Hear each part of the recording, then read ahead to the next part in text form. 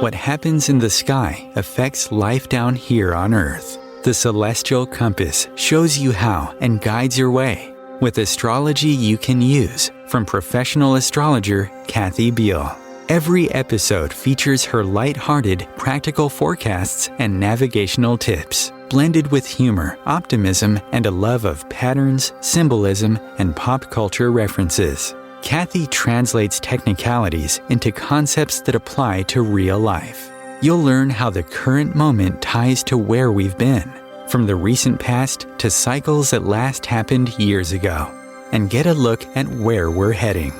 And much more, from special topics to special guests. The Celestial Compass, enlightening, entertaining, and empowering. Here's your host, Kathy Biehl. Greetings, Earthlings. This is Kathy Biehl of EmpowermentUnlimited.net, and we're going to be talking about 2023 in just a minute with a favorite returning guest. But before we get there, I want to give a little heads up to what's happening astrologically for the rest of the month. Even though we have maybe 11, 12 days left, there's a terrific amount of activity going on. Tomorrow on the 20th, Jupiter enters the sign of Aries, where it spent May 10th or so till the end of October, and it'll be there into May. And this is really going to pump up a lot of energy and enthusiasm, especially because the next day on the 21st, we have the solstice, winter solstice in the northern hemisphere, summer solstice in the southern, and Jupiter and the sun are going to be in a very challenging, activating relationship, kind of setting fire to ourselves on an inner level, and which is interesting given that it's a fire ritual is so important at the solstice with a Yule log, etc., and bringing the light within. Well, we'll have the light coming in not just our homes, but erupting in us, especially on the Capricorn new moon on the 23rd. It's an excellent time for setting intentions that you're very enthusiastic about that will play out over slowly, step by step, over a period of months. And there's still even more. We have our final Mercury retrograde of the year starting on the 29th. It'll carry over until the middle of January. And remember that Mars is already retrograde, so we're going to coast out the year and start the next one with a double-barreled caution for communication and getting around. But there's still even one more thing. On the 31st, Venus and Pluto meet on New Year's Eve, the two guardians of love and desire, the two guardians of money and wealth, fuse at the end of Capricorn. So it could be an extraordinarily intense evening. It could be a day when you get extraordinarily clear about what you really absolutely unconditionally must have in your life and what you're ready and willing to cut loose. And you'll still have some time to coast with that because, again, the double retrograde feel continues into the middle of January. Which leads to what we're talking about today, this next new year, which promises to have a really different vibe from what we have been experiencing. And to talk about it, I am joined today by Donna Woodwell, who attended grad school to become a foreign correspondent and had no idea just how foreign she'd get.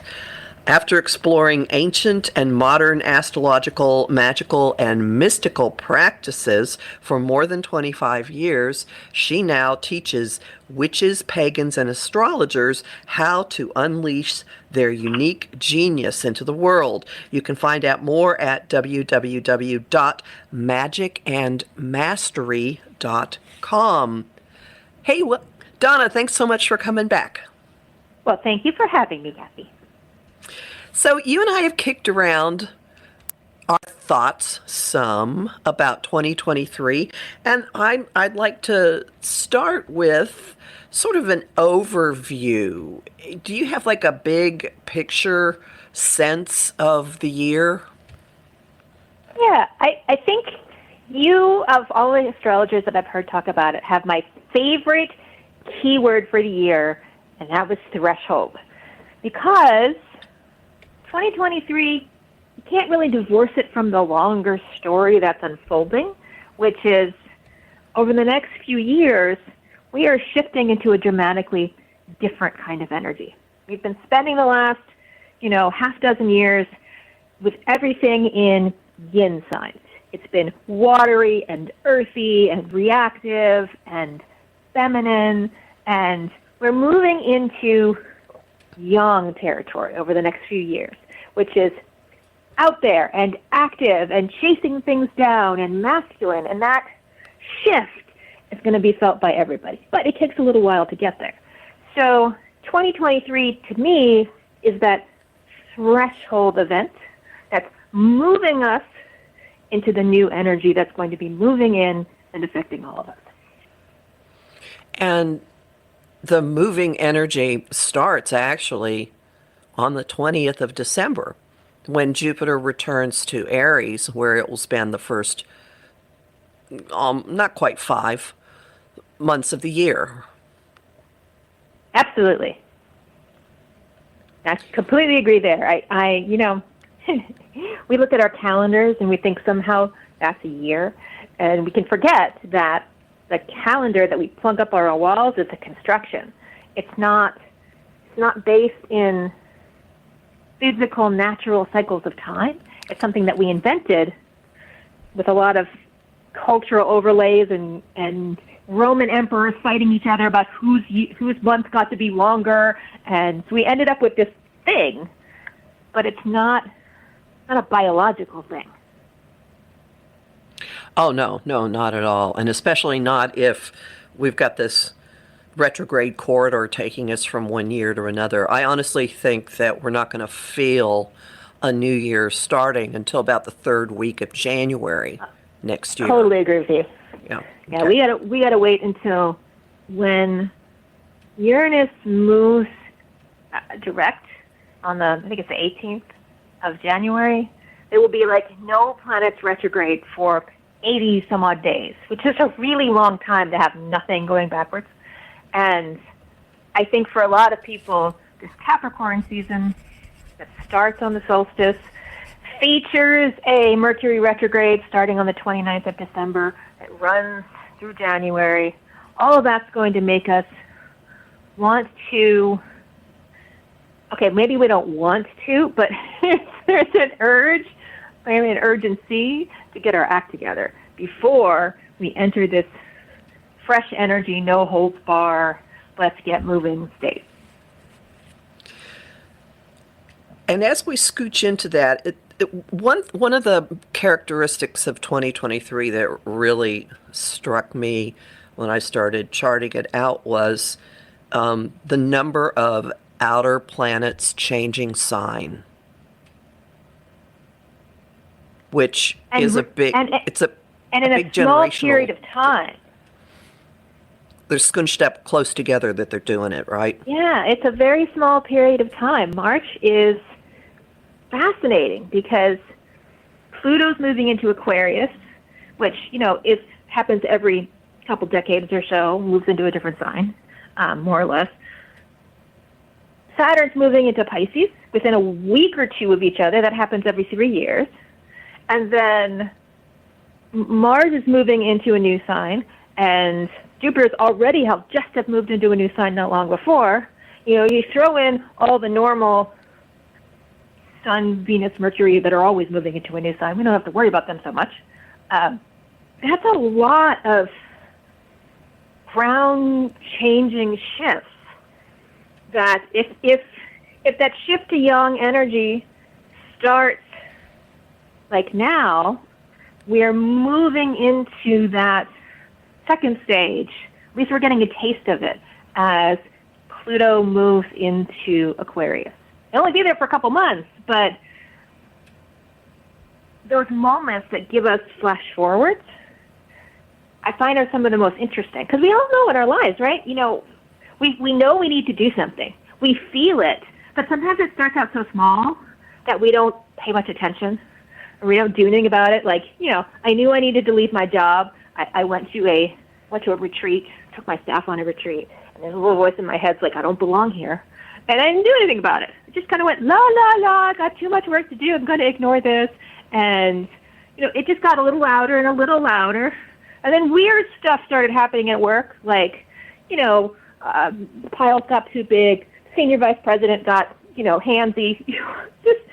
It got to the point where it's like, okay, it's going to keep getting worse until you pay attention to what I've been trying to tell you for months. I think it's that kind of energy that when planets move into a sign, like Pluto, that's so slow moving and it gets like a little bit of a taste. In 2024, we'll get a little bit more of a taste. Eventually, it'll be there permanently. But it takes years to really move to its place. So we have a chance to adjust and get a sense of what it feels like before, we have to do the new thing. Well, and Pluto gets the benefit of the one outer planet aspect of the year because while it's hanging out at the very beginning of Aquarius, Jupiter is going to move into Taurus. So Jupiter is going to square Pluto, and this is in May, correct?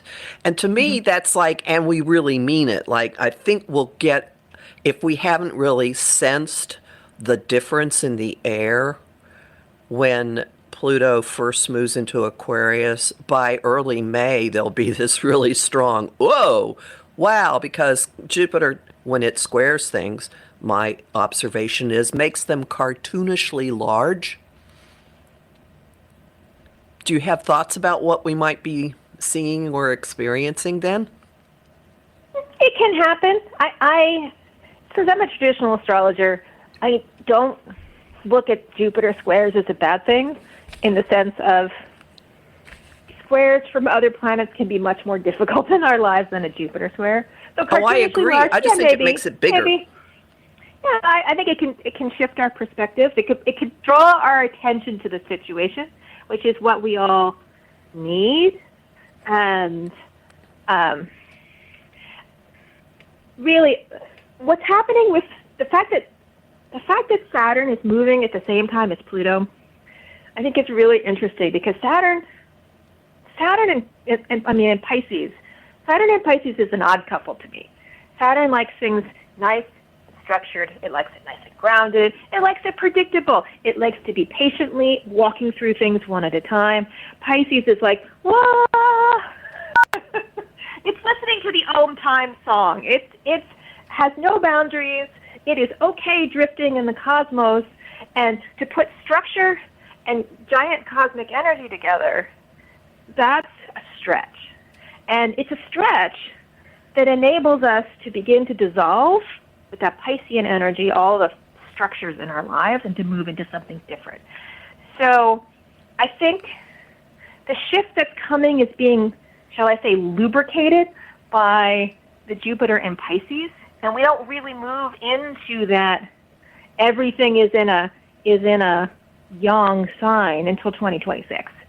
So we've got to finish up this business of dissolving stuff that Neptune's been putting us through for the last, I don't know how many years now, 12, whatever. Yeah. and the energy that Uranus is bringing to the mix in another Earth sign, Taurus, all of that is getting, it's the alchemical process of dissolution. We let go, we dissolve away because it's the end of something and we don't have much of a choice. Which is also a feature of what happens with Pluto. And just doubling back to that just a tiny bit or linking it to what you've just been saying, I was acutely aware of the difference in the atmosphere the very day that Pluto moved into Capricorn in January 2008. And I'm very curious how things are going to feel atmospherically when Pluto makes its move. I mean, I've for some reason been hypersensitive to a couple of its sign shifts in my life.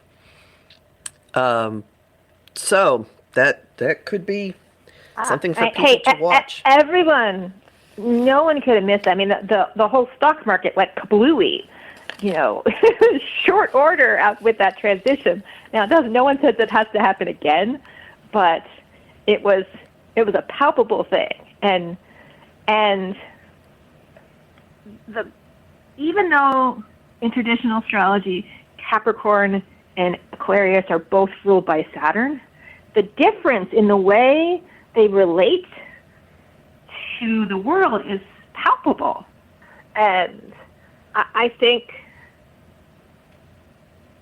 that's the hard thing with prediction, especially right now, because we're creating something totally new and hopefully we've never done before. That story has to be rewritten. Guessing what that story might play out like when we haven't seen something like it before will be its own fascinating thing. Boy, that's the truth. I've been collecting. I've been looking back. A request in my Patreon caused me to look back at what sorts of people were born the last time Pluto was in Aquarius, and it was actually pretty interesting. Some revolutionary leaders, and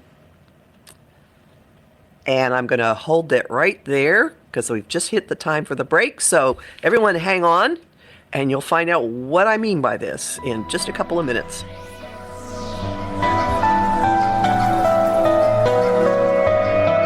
The cutting edge of conscious radio. OMTimes Radio. IOM FM.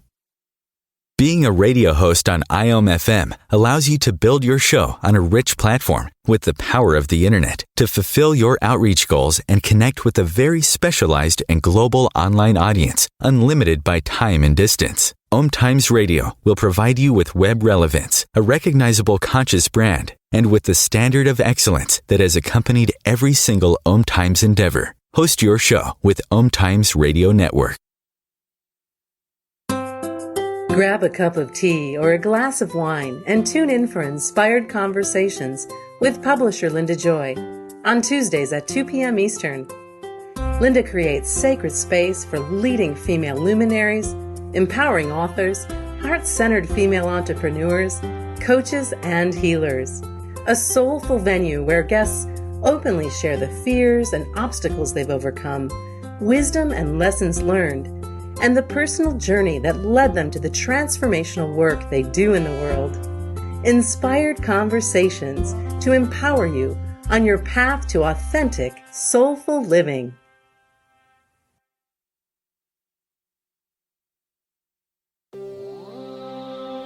Want help with your own celestial compass? Visit my site, empowermentunlimited.net, for Astro Insight forecasts for each week, month, and new and full moon. Want to explore the personal impact? Make a decision? Understand another person? It is possible. Click the Services tab to book a personal session with me. That address again? empowermentunlimited.net. You came across someone struggling with hunger. How would you recognize them? Would you notice an 8-year-old girl who's not excited for summer break because she may not be having lunch again until September? Or a war veteran who's having a hard time landing a job and getting back on his feet? I am the 1 in 8 Americans who struggle with hunger. I am hunger in America. Hunger can be hard to recognize. Learn why at IamHungerInAmerica.org, brought to you by Feeding America and the Ad Council.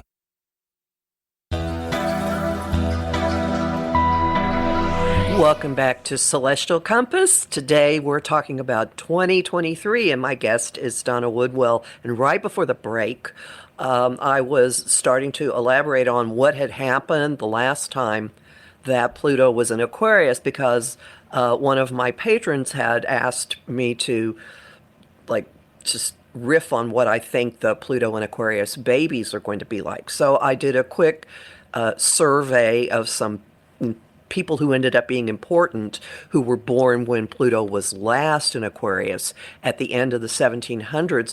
And there were some interesting categories. There were people who were got fame as revolutionaries, one of whom was also a rogue, Simon Bolivar, a revolutionary leader in Venezuela, Jean Lafitte, the pirate who helped the U.S. in fight against France, interestingly, in a war against France. A number of people who found ways to communicate messages or information or philosophies to the masses in a new way. A Unitarian minister, William Ellery Channing, I think is his name. He's like almost on level of a saint. And the Unitarians took away the Trinity, the notion of the three figures of God, to a unified God. Also, Arthur Schopenhauer, I think, but most interesting, the Brothers Grimm. And the more I think about it, the more fascinating that is, because the Grimm fairy tales, if you read them way before the Disney versions of these stories, are really dark and powerful. So they captured folk tales that reflected all kinds of stuff floating around in people's psyches, Pluto, and the communal aspect of it being Aquarius. So we'll see what kinds of people come into our beings this time around. But there's going to be, I think technology is going to play increasingly a role. We're already seeing AI being played with images and people like having AI write recipes and lyrics and stories. And I think it'll end up being a lot more than that. And I suspect by May, which I think is also going to be a really hot time, we'll start to see some very clear blinking neon lights pointing at where this is all heading. Yeah, I agree with everything that you just said. And just, it's a reminder that as an air sign, doesn't sound like an air sign with a name like Aquarius, but it's an air sign. Air is thought. It's the ephemeral stuff between our ears. But the water bearer, since it's constellation, is carrying around a big old jug. Amphora is the official name for it. And amphora is a container for something. So it's our thought container. And I think Pluto moving into Aquarius is going to make us wrestle with the concept of how are our thought containers created, and how does this affect the way we see the world? And that technology is fueling this because we have to wrestle with the very real concept that our algorithms are shaping the way whole tribes of people think about things in conflicting ways where people don't even see the same reality anymore. The struggle is then with how you reconcile that. What is real? And because Pluto's not going to be there for, like, when it finally moves, 20 some odd years, that's a long-term shift that we have to work with. Sounds like evolution to me. We will see. Now, the end of spring, I've already mentioned May. You were talking about March. I see like April and May as really, really hot times for plot twists like crazy because of a variety of things. And one of them is going to be the eclipses. Now, there's something very uncommon about the eclipses that we're having this year. That is very true. Eclipses usually happen in pairs right across the zodiac from one another. So if you have an eclipse in, let's say, Virgo, then you have one in the opposite sign, Pisces. But not this year.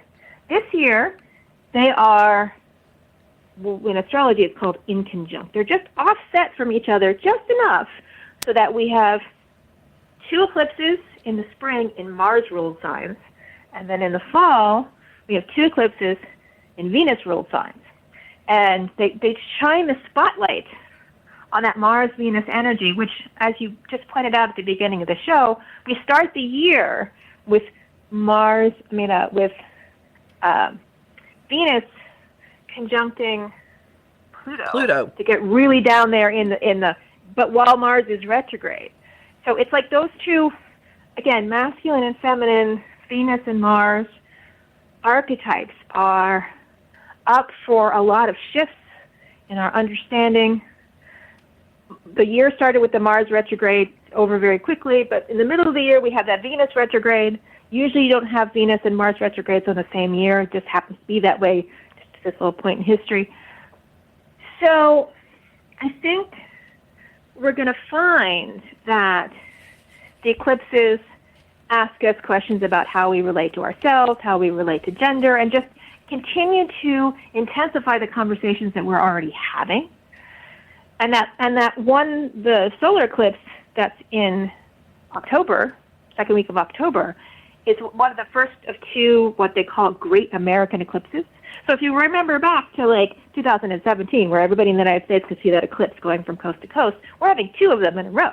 One of them is in October, and the next one is in April of 2024. So eclipse fever is coming back to the United States. Probably most of the listeners may be from the area of North America and be able to see them.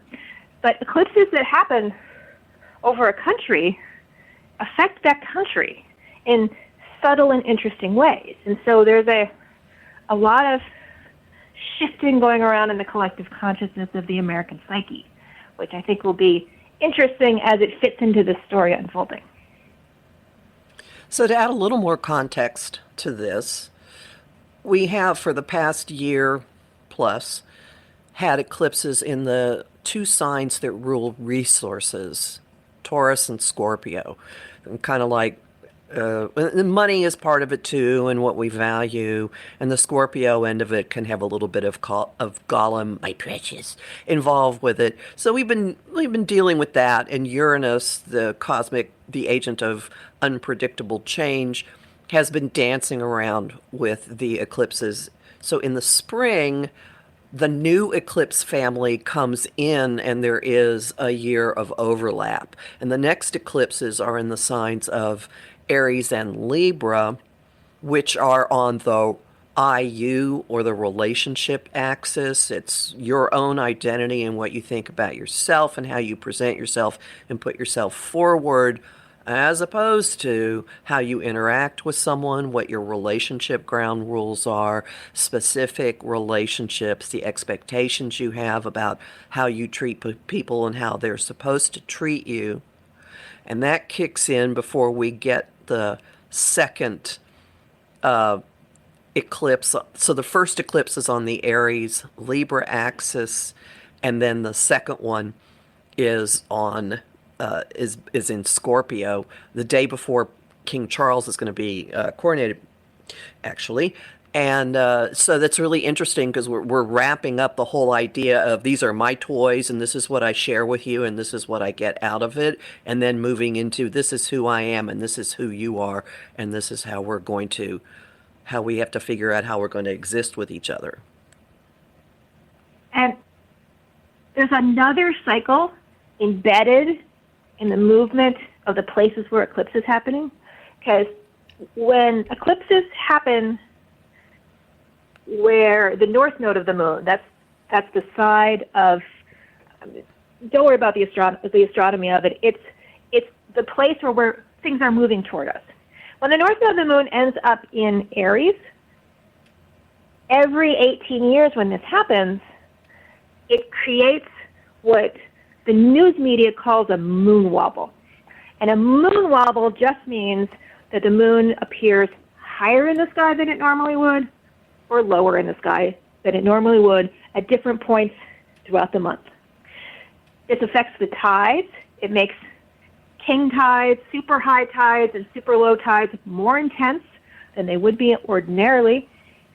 But it affects our psyches too. And this cycle in astrology is called a major lunar standstill.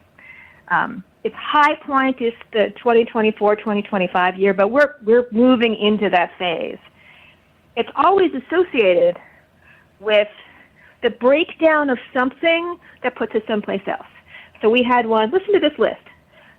In the run-up to First World War, the rise of the Nazi Party, the Summer of Love, and the 60s protests that took the world and killed Robert Kennedy and Martin Luther King, the fall of the, quote, Iron Curtain when the Soviet Union and all the satellite states, the Arab Spring when freedom rang across parts of the Middle East. All of these occurred during a major lunar standstill, and we are having one come right now. So given, in astrology, you have to have something in the works bubbling if it's going to explode on the world stage. Given all the stuff that is bubbling, not very far under the surface, to see a moment like this coming along, I think we're finally going to move past there's this tension and we don't like it, to something manifesting in a much bigger way in the world so that we can deal with the situation. Well, that makes sense. It makes absolute sense. We're moving in that direction. I don't think we're going to see the major effects of it this year. I think it's going to be more like late into 2024, early into 25. But this, again, we call this a threshold year. It's a threshold of moving into something else. And the something else has yet to be born. And there's going to be an awful lot of birth pains in this process, and we're just starting to see the very beginnings of them. Which I think is why it's such an important year when it's not as intense as it's going to be, to spend some time really sitting with yourself and going, what kind of a future do I want? It's that old metaphor, like, if half the community is out there protesting against putting up a nuclear power plant in their backyard because they're terrified of it, and the other half is like, yeah, more jobs, we're awesome. They're thinking about putting it up and are really happy about it. Whether you're unhappy about it or not unhappy about it, you're all still thinking about the nuclear power plant, and no one is visualizing something else. And as long as that's happening, the nuclear power plant's being built because it's the product of everyone's visualization. I think we're in that kind of moment right now. If you're fearing something or loving something, it doesn't seem to matter. That's what you're focused on. That's what you want to bring into, what you're going to bring into form, unless you stop yourself and go, wait, what do I actually want? Not what am I afraid of? And start choosing how we use those powers of our creative minds, that field of consciousness, that container of consciousness, to create what resonates and what sings within us. Those two questions are perfect for contemplation on New Year's Eve when Venus and Pluto are meeting in Capricorn. What do you really want instead of what are you afraid of? Because that pair spans both questions. Mm-hmm. There's some work for everybody, okay? Stuff for you to do. You don't get out of life without doing any work, right? Well, and also if you're talking to either one of us, there will be tasks. Another interesting thing about as we're wrapping up the Taurus-Scorpio eclipses on the resource axis, the one that is happening in May, I call a bookend to the lunar eclipse that happened at the beginning of November last year. And because they're at close to the same degree of that axis, it's not, of course, the exact same one, but it's in the middle degrees. And the one in November, which happened on the midterms, had Uranus conjunct the moon, and when it comes back around again in May, Uranus is it's not going to be as closely conjunct with the precedings, but it's going to be opposite the moon because the moon will be in Scorpio. Odd time for an investiture, but that's when the coronation is. So to me, that just looks like, okay, there's more of the story coming. Whatever got shaken up and took you out of some situations in October, November, now you get another round of, whoa, having your grip on something blasted out. by the powers that be. I'm sure you have a different slant on this, or a... No, not really. I think you're brilliant. And I think, buckle up, people. I know. That sounds much more ominous than I meant it to. The universe keeps asking us to change. It does it all the time. It's just happening at an accelerated rate right now because of technology, because of ecology, because of the fact that there's more of us here than ever before. So with all of those things in mind, if the thought experiments aren't bad to have of if you had a magic wand, you could change your house, change your relationships, change your job, change your whatever you have on your plate. What would the ideal be that you want to move toward? And not be so afraid of having to let go of some things, because we're all going to have to let go of things. I mean, I have lived here in Texas for the last 30 years of my life, and it's time for me to go because my daughter is moving into college. My parents are getting older. I need to go up and be with them. Kind of like not taking care of my daughter anymore so I can go take care of my parents. It has to happen. And so I am making that change. But there's a lot of letting go that has to happen in that process. It's not a bad thing. But in the back of my head, this is the last holiday tree I will be buying in this house. This is the last blah, blah, blah. And so there's an unwinding happening.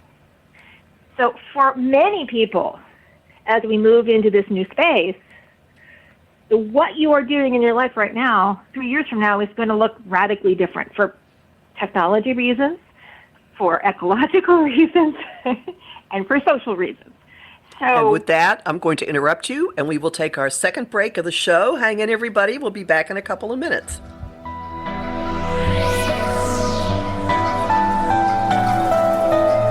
Bringing a more conscious lifestyle to your world. OMTimes Radio.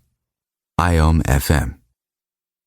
OMTimes Magazine is one of the leading online content providers of positivity, wellness, and personal empowerment. A philanthropic organization, their net proceeds are funneled to support worldwide charity initiatives via Humanity Healing International. Through their commitment to creating community and providing conscious content, they aspire to uplift humanity on a global scale. OMTimes, co-creating a more conscious lifestyle.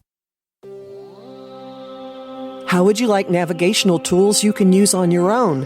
Visit my site, empowermentunlimited.net, and click the Shop tab. There you'll find lots of talks and guides explaining the big influences at work now, like Saturn in Aquarius and Uranus in Taurus. You'll also find a variety of guided visualizations for relaxing, clearing your energy, or getting to know planetary archetypes. That address again, empowermentunlimited.net.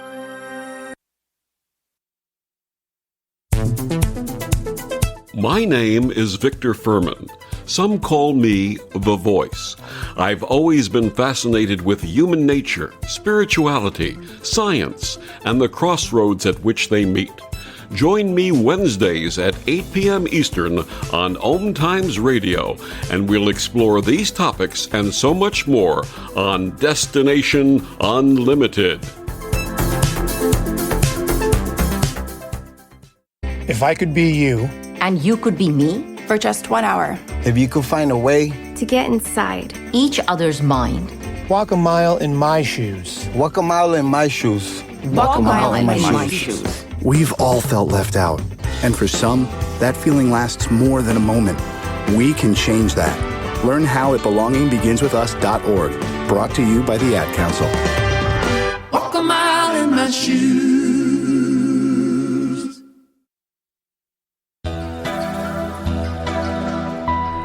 Welcome back to Celestial Compass. I'm talking with Donna Woodwell about what is coming in 2023.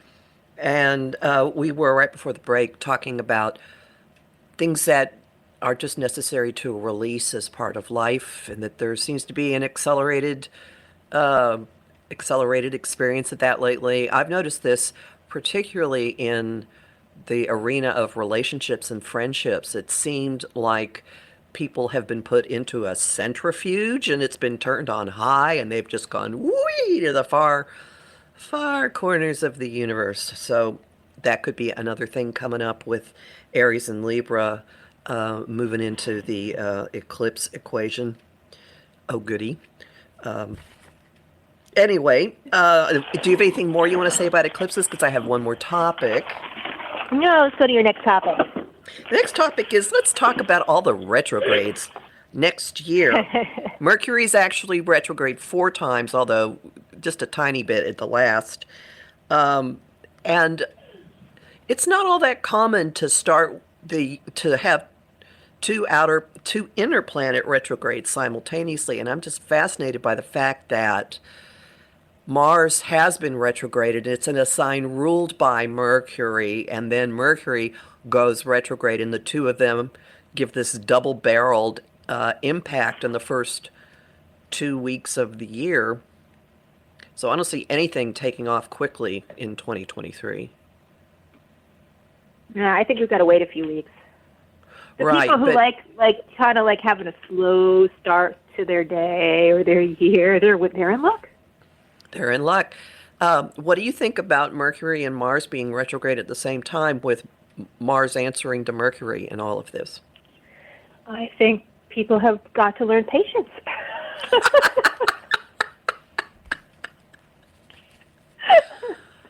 Okay. Seriously, I think it was Oprah Winfrey. I heard her quote one day. She's like, I stopped praying for courage because the universe keeps bringing me situations that require me to develop courage. And I'm tired of those situations, so I'm going to go ask for something else. I think there's some truth to that. When we need something, the universe provides a situation in order for us to develop it. And we don't always like what that is. So why don't you just, decide to get some patience rather than have to have the universe set it up for you so you can practice? Yeah. I'm stifling. Okay, I'm stifling a memory here. We're just going to let that sit in a box way over there. Everyone can wonder, what in the world is she thinking about? One thing that caught my attention, besides the fact that we start with Mercury and Mars, both retrograde, and Mars has been retrograde in Gemini, which has had some of the characteristics of a Mercury retrograde, since communication channels are to some extent involved with this. But the other thing that has really got my attention is the first Mercury retrograde of the year stations direct at the very degree that the last Mercury retrograde of the year stations retrograde. So I think that's going to be fascinating to see, getting to go further back and re-explore some stuff when we thought we had moved ahead. Isn't that the name of the game, though? You know what astrology is all the way about? 2 steps forward, 1 step back. And that's the definition of a retrograde. It's a built-in chance to, oh, you think you learned? Okay.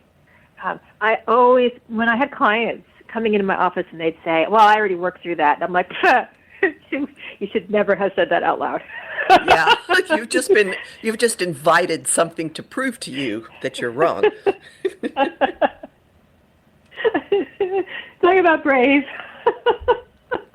Foolhardy. So I mean, for example, Venus is retrograde, July, August, September-ish, and it starts out the year, on the 4th, it will be moving into Aquarius, which is the sign opposite where it will be retrograde in Leo. So the little blip that it's in Aquarius, in the beginning of the year going direct, whatever you give up there, because Venus in Aquarius likes to be free, and it's I don't need to be attached to these things. You'll get around to be I don't know, July, August, and whatever you gave away is coming back. And now you're wait a minute, I got rid of you. And now you're here again. That song, The Cat Came Back, And it's even more appropriate with Venus and Leo. The cat came back. That's hysterical. So we will see. That's just it pays to have a sense of humor about all of this stuff. That's one of the many reasons why Kathy is one of my favorite astrologers, because she has such a sense of humor about all of this. She is even laughing in her promos that you hear in between, like, the different radio stations. Yeah, I'm a self-amusing personality. Thank you for noticing. So here's another feature that's a loaded word. Another feature of this year's retrogrades is that they're all in Earth. What does that tell you? Well, the final one backs into Sagittarius, but they're all in Earth. Yeah, because when Mercury rules an air sign, which is our thoughts, and an earth sign, which is how we go about taking our airy spiritual ideas and making them into physical things. And so when stuff is in earth signs, we are called to question how much of our energy is invested in all the physical stuff around us. And anybody who's like totaled a car or had their house burned down or had some major shift in their life where something physical is lost, and you're like, whoa, what happened? And the energy feels so different. You've had a personal experience with how much your non-physical energy is held in physical forms. And so I think that Mercury going retrograde in earth signs is just an opportunity for us to lighten the load quite literally. If you don't need it, why are you carrying around? It's just going to be more stuff that you have to move into the future.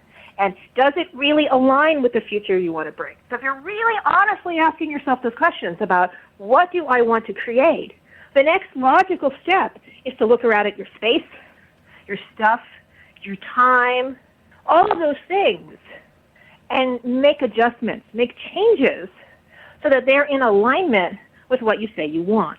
Because if you're not willing to do that, then you've really got to sit down and ask, why are two parts of yourself in such conflict with one another? In addition to that, I agree with all of that. I think there's additionally a streak of all of the retrograde breakdowns and snafus that will happen will be involving extremely practical, concrete aspects, features, things, matters, whatever. It's not just like our ideas are being challenged, but the actual physicality of our lives. And additionally, and this thought just went away. Okay. It will be back. Oh, yeah. We'll have the opportunity to go back and clean up and reorganize a lot of things with incredible practical application. Again, not just the philosophy of what is my thought loop that's going on all the time, but what are the real world ramifications of my thought loop or this communication stream, or what's it worth to me, basically, coming down to it in a big way.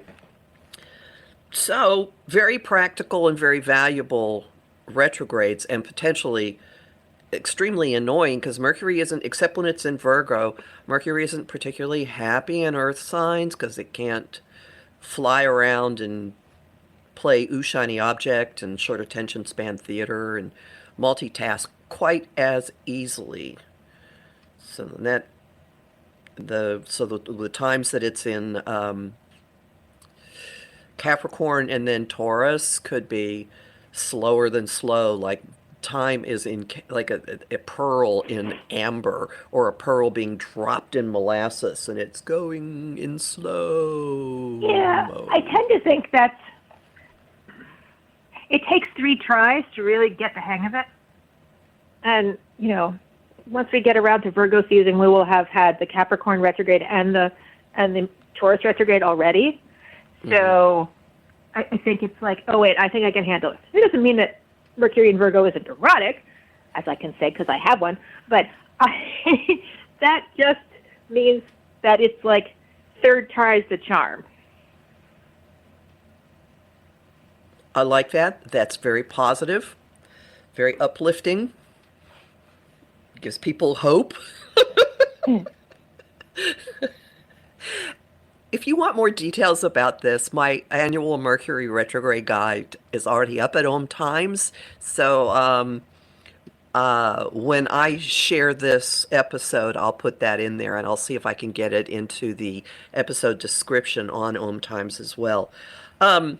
So another part of this, we've come up with like tools for how people can deal with this year. Would you care to talk about that? Well, one really big tool is what Kathy and I are doing in January. Do you want to talk about that first? Or That's what I was thinking of, yes. Okay. It's hard to read your mind when I can't even see you. That's true. So Kathy and I are going to get together and have a 2-hour workshop to broaden on the themes of the coming year in a way that gives you really practical tools to write your own story, so to speak. We want to sit down with people and help you understand where these different events that we've talked about are happening in your own unique chart, so how they're resonating with you personally, and what you can do about them. So we've got some fun things planned. I don't want to give it all away. There'll be a workbook, and there'll be writing sections and journal prompts, and it will be me and Kathy. We are fun. We are fun. We are fun. So if you want to sign up for that, this is the first time we've given out this URL. It's at www.magicandmastery.com/2023 workshop. So just go on over there, sign up. The event will be live on January 4th in the afternoon, Eastern and Central Time. It's a Wednesday, just in case you're worrying. Hopefully some people will be off and you'll have some time to invest in yourself and set up a new year for you. And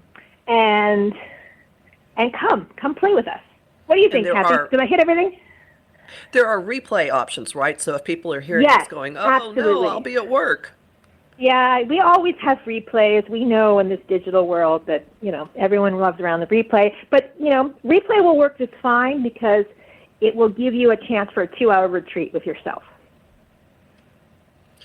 And I can't stress the workbook is a big part of this, and Donna's workbooks are always A, gorgeous, and B, very easy to interact with. So it's not a daunting, oh my God, I have this thing I have to do. No. There's something about it that makes you want to go through and like, oh, now I'm going to try this. Think Mad Libs plus astrology. Mad Libs plus astrology. There we go. There you go.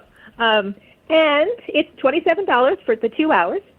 Again, the URL is www.magicandmastery.com/2023 workshop. All one word. Should be super easy to find.